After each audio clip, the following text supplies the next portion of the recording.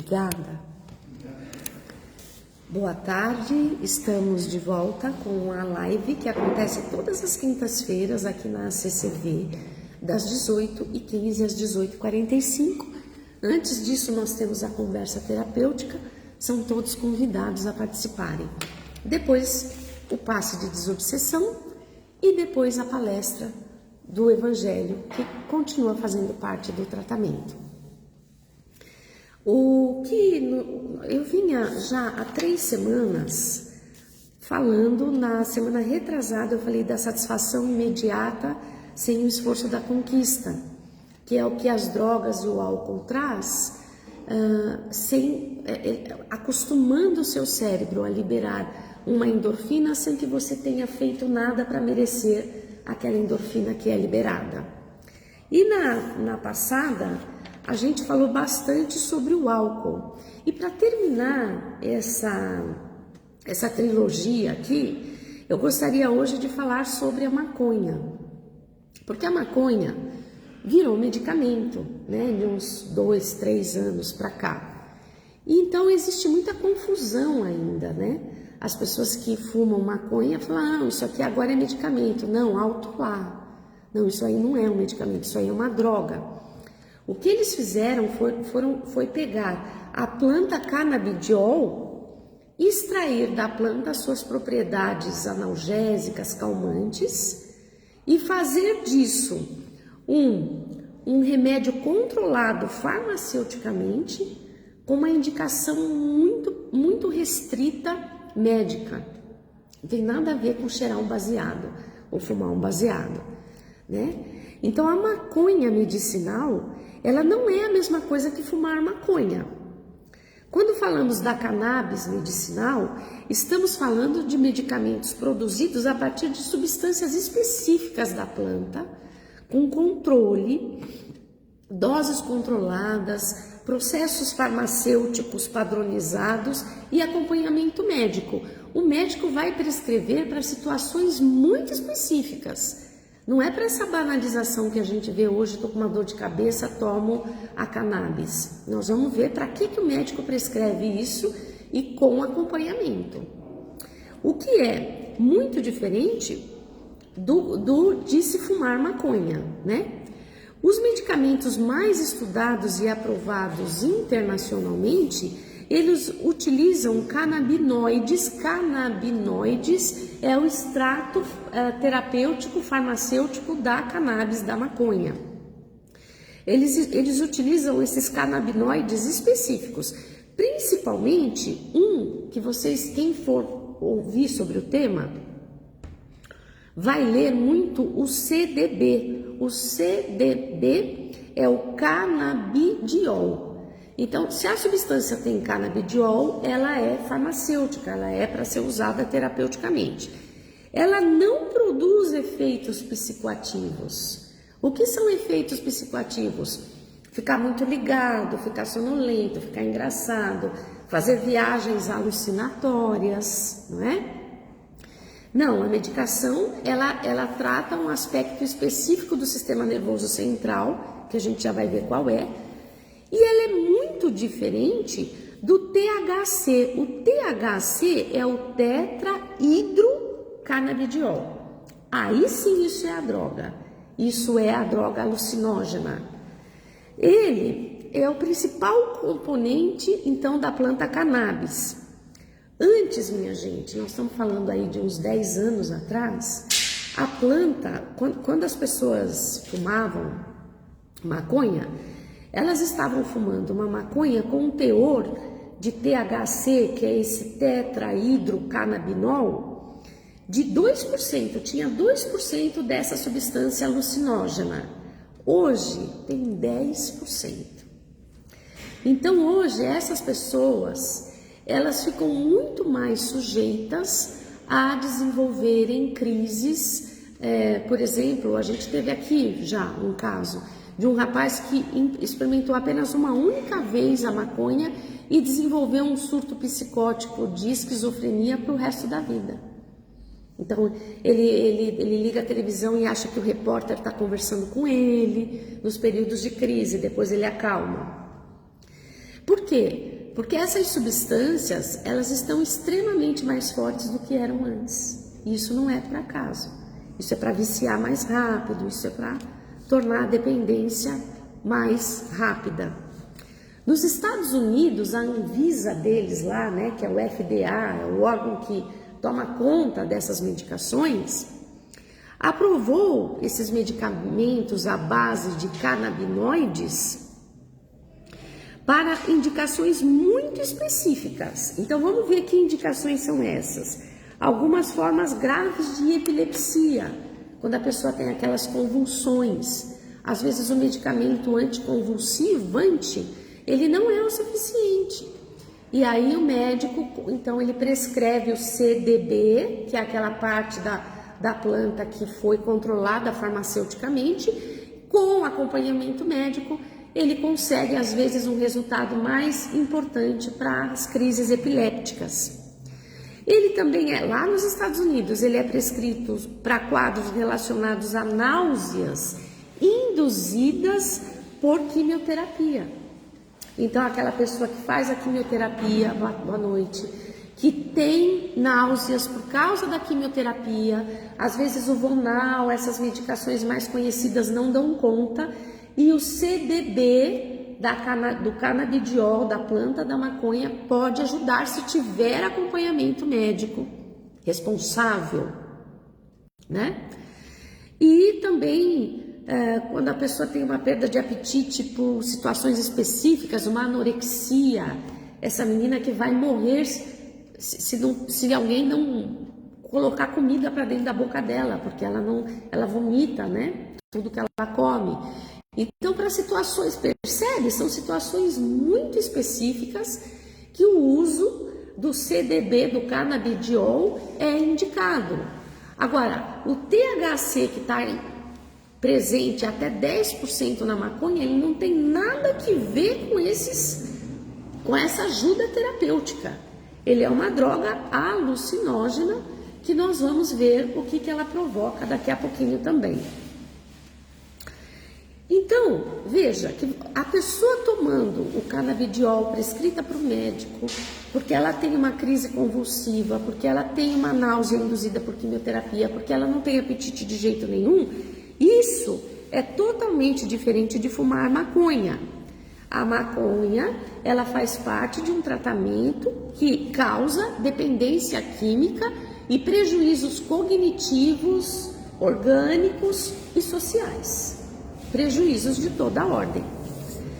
Então, em pessoas vulneráveis, o uso da maconha pode estar associado a prejuízos cognitivos. A pessoa perde a memória, a pessoa esquece as coisas, ela não tem mais aquela agilidade do pensamento.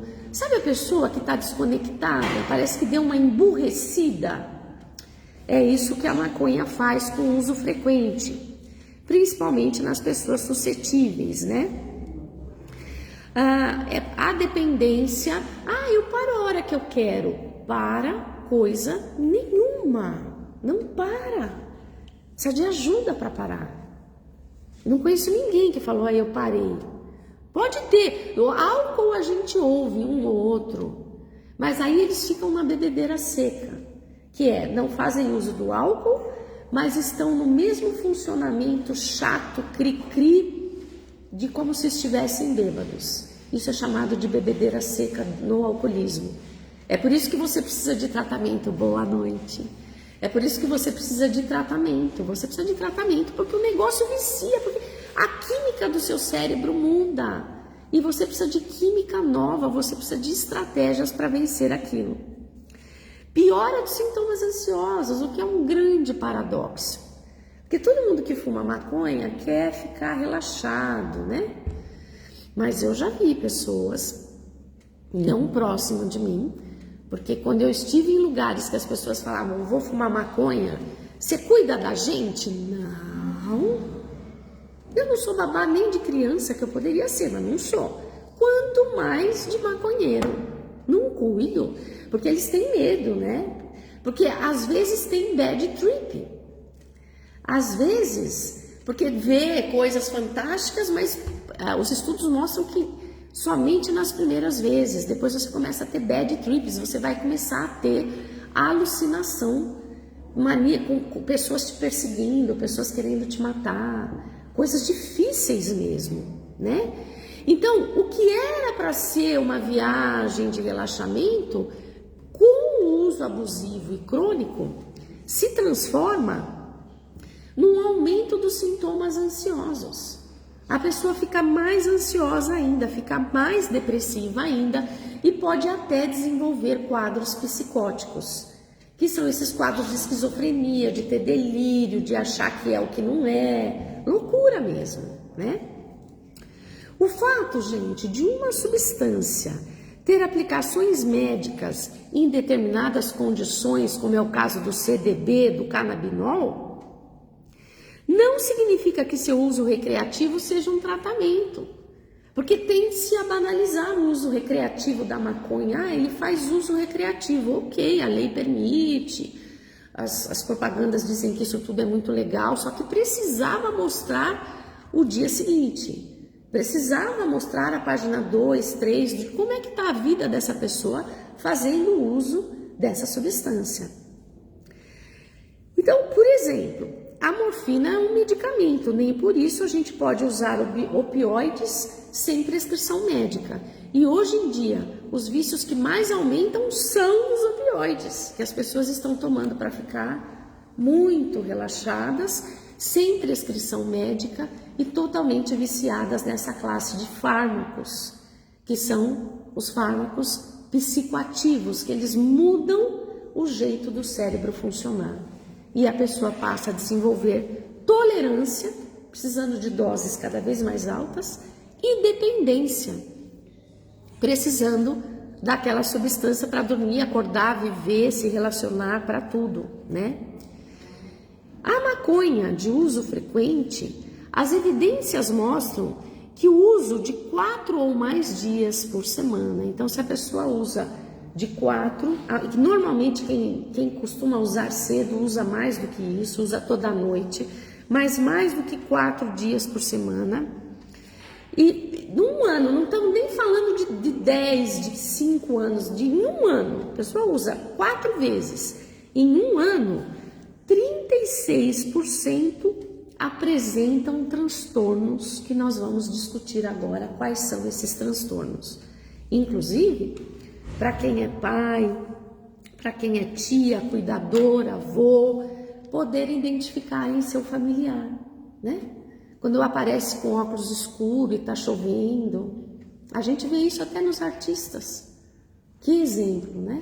Que exemplo triste isso. Declínio cognitivo com déficit de memória. O declínio cognitivo, quer dizer, a baixa da inteligência, ela se manifesta, uma das primeiras coisas que ela se manifesta é com a perda da memória. Não lembra o nome do amigo, não lembra o nome da rua, não lembra o que ia falar. Mas esse declínio, ele também vai acontecendo no raciocínio lógico. A pessoa não consegue decidir, será que eu quero tomar água ou eu quero andar de bicicleta? Não consigo decidir, como se fosse um babaca. É um declínio cognitivo isso. Declínio da atenção sustentada, não consegue ler, não consegue ouvir. Então você pode ver, às vezes a gente recebe aqui as pessoas que estão em uso, não consegue ficar aqui. Entra e sai durante 30 minutos de palestra, entra e sai 5, 6 vezes. E na 7ª já fica lá fora, não consegue entrar. Não consegue se aquietar, ouvir, estabelecer um vínculo com o olhar. Prestem atenção nisso.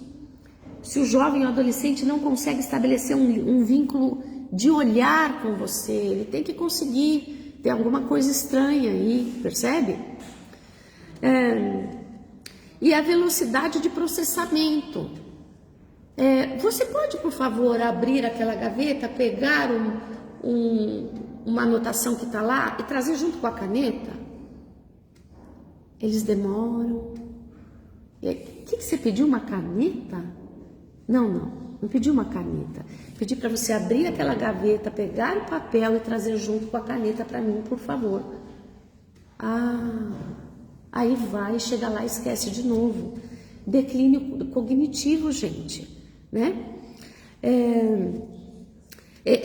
Demora, a velocidade de processamento da informação é lenta. Olha que dado alarmante, porque eu tenho visto filhos de amigas fazerem uso com 16, 17. Antes da maioridade eles já estão fazendo uso.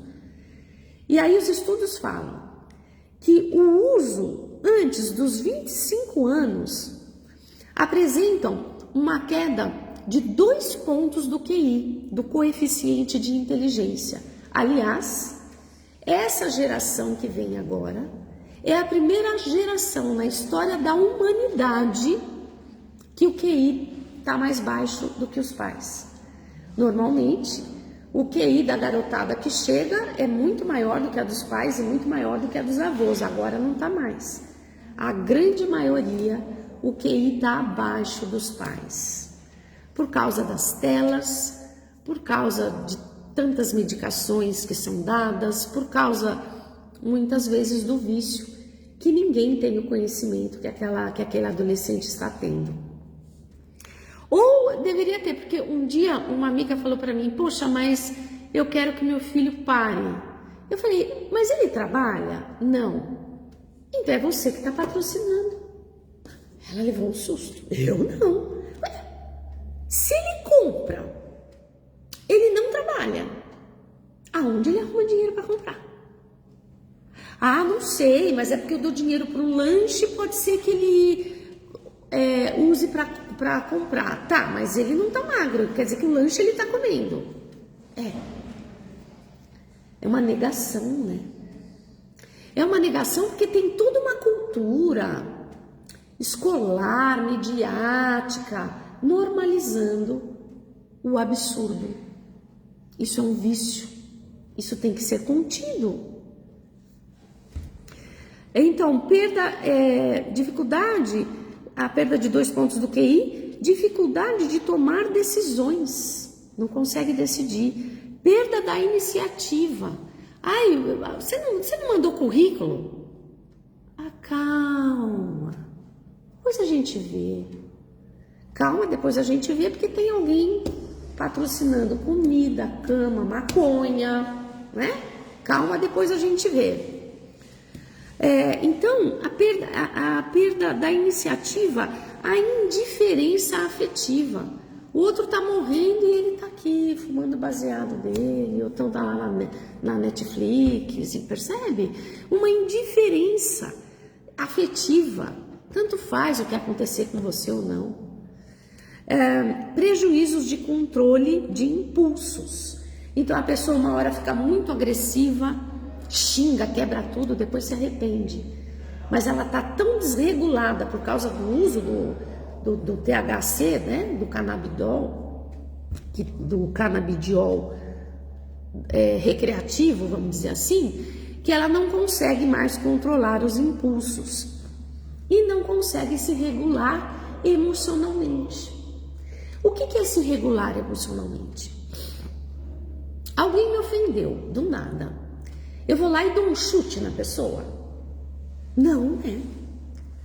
Eu vou trabalhar minha resiliência, eu vou trabalhar a minha capacidade de jogar aquilo no lixo, de tirar aquele mal-estar de dentro de mim, de me conectar a uma música legal, a uma prece, a uma história legal. Eu vou me trabalhar para eu não ficar com aquela ofensa dentro de mim, querendo que a outra pessoa morra porque ela me ofendeu. Então, eu estou fazendo o quê? Eu estou me regulando emocionalmente ao fazer isso. Agora, se o outro me ofende, eu ofendo também. Se o outro me bate, eu bato também. Eu não estou tendo nenhum tipo de regulação emocional. E a maconha faz com que isso seja perdido. Também a alteração do humor, está sempre deprimido, sempre ansioso, sempre desmotivado. Ou então sonhando no mundo da lua, igual ao alcoólatra. Porque eu vou isso, porque eu vou aquilo, porque eu consigo isso, porque eu consigo aquilo, e não faz nada para conseguir. Só fica falando que vai conseguir. Delírios alucinatórios. né? Mesmo quando a pessoa está sem o uso, mesmo quando ela está lá naquele momento de larica, comeu, passou o efeito da droga, ela continua reverberando alterações de humor muito ruins. Aumento aumento do risco do transtorno bipolar. Então, bipolar é aquela pessoa que oscila, tá eufórica, tá deprimida, tá eufórica, tá deprimida. Dificílimo conviver com gente assim. Dificílimo. E há 36% das pessoas que fazem uso do canabidiol 4 vezes por semana ou mais, por um ano apenas, estão totalmente suscetíveis a esse tipo de ocorrência. Então, as cepas, como eu já falei, as cepas com mais de 10% de THC hoje são comuns no mercado, elas aumentam o risco de psicose em até 5 vezes. Então, esse adolescente ele tem 5 vezes mais chance de desenvolver uma psicose com o uso recreativo da maconha, né? Tão banalizado. Os efeitos colaterais: boca seca, olhos vermelhos, por isso que ficam de óculos escuros, perda de memória de curto prazo, esquece o nome das coisas, de tudo que é de curto prazo. Nas demências isso acontece também. Alzheimer, a pessoa lembra um evento que aconteceu com ela e o pai e a mãe na praia quando ela tinha 7 anos, mas ela não lembra mais o nome do filho, por exemplo. Isso acontece nas demências e acontece no uso do canabidiol. Ansiedade, paranoia, porque eles acabam fazendo bad trips, aquelas viagens horríveis, e ficam achando que as pessoas estão perseguindo, estão querendo matá-los. Surtos psicóticos, como a esquizofrenia. Bom, até aqui a gente viu os perrengues. Vamos tentar entender como que o indivíduo pode sair dessa situação. Até agora, alguém gostaria de falar alguma coisa? Contribuir com alguma reflexão? Com algum pensamento? Não? Então vamos lá. Nós temos uma série de comportamentos que reduzem as recaídas. Então a pessoa se deu conta que tem que parar de usar, conseguiu parar de usar ali uma semana, e muitas vezes ela volta a usar. Mas se nessa uma semana que ela parou de usar, se ela fizesse algumas dessas coisas, provavelmente ela ia conseguir ficar na abstinência. Por exemplo, e olha, por incrível que pareça, isso não é dito nos CAPs da vida, nos lugares que dão assessoria, apoio às pessoas que fazem uso. Eles não dão esse tipo de recomendação. É o remédio. Eles vão dando remédio e não dão esse tipo de recomendação, segundo o artigo aqui que eu pesquisei. Número 1, exercício físico. A pessoa passa a sentir o prazer nas coisas comuns. Então, o exercício físico, lembra lá atrás, há 2 semanas atrás, a gente falou que a droga libera uma dopamina. A dopamina traz força, motivação, libera a serotonina, que traz alegria. Só que é uma serotonina e uma dopamina de baixíssima qualidade. Por quê? Porque não foi você que fez alguma coisa para merecer aquilo. Você não fez um exercício físico que está super cansado, suado de fazer exercício, e aí o teu organismo começa a dar aquela... Quando você faz um exercício físico vigoroso que você parece que o seu corpo está cheio de formiguinhas assim. É a endorfina sendo liberada. Então te acalma, te alegra, te fortalece, te dá esperança. É uma dopamina de altíssima qualidade. Mas quando você tem uma dopamina liberada por essas porcarias aqui, dessas substâncias, ela é de péssima qualidade. Mesmo assim o seu cérebro fala, eu não preciso mais produzir, vem toda hora, eu não produzo mais. Daí é que vem a síndrome da abstinência. A pessoa para de usar, o cérebro não libera o pouquinho que ele já liberava. A pessoa entra em surto. Só que, se ela for fazer exercício físico, o exercício físico libera esses neurotransmissores e isso faz com que a pessoa consiga ter uma reserva de alegria, felicidade e motivação de viver. Percebe? Outra coisa, preocupar-se em dormir bem, porque o aumento, quando a gente dorme bem, a gente tem um aumento da tolerância às frustrações. Então, a pessoa mandou 30 currículos, não foi chamada em nenhum lugar, nem para uma entrevista. Aí ela fala assim, eu vou pro bar beber, eu vou fumar. A pessoa que dormiu bem, que está fazendo uma atividade física, ela diz assim, não, e daí que 30 vezes ninguém me chamou? Thomas Edison fez 1000 experimentos para conseguir descobrir a luz elétrica. Foi somente no 1001 que ele conseguiu descobrir a luz elétrica. Por que eu tenho que ter uma resposta logo? Percebe? Com uma boa noite de sono bem dormida, o aumento da tolerância à frustração ocorre. Então, a pessoa consegue ficar um pouco mais otimista, né? Terceira coisa, vínculo social fora do contexto do uso. Então, a gente fala mudança geográfica, não me passa na frente do bar, porque você vai ficar naquele maledeto bar. Se o bar tá aqui, você dá 3 voltas do quarteirão, fica longe do bar. Não dá para resistir, é mudança geográfica, é vínculo social fora do contexto do uso. Vem para cá, faz vínculos aqui. As pessoas daqui distribuem sopa no final de semana, fazem curso, saem para ir nos restaurantes, saem para se divertir, vocês não sabem como é bom.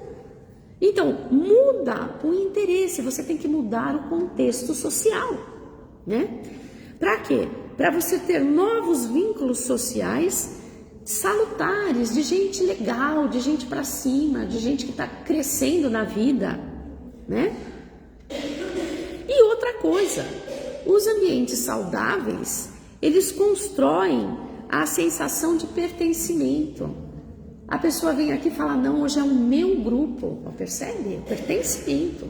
Não, hoje eu vou falar com o meu orientador, o Zé Carlos, o Kiko, a Sandra, hoje eu vou falar com o meu orientador, percebe? Cria vínculos de pertencimento.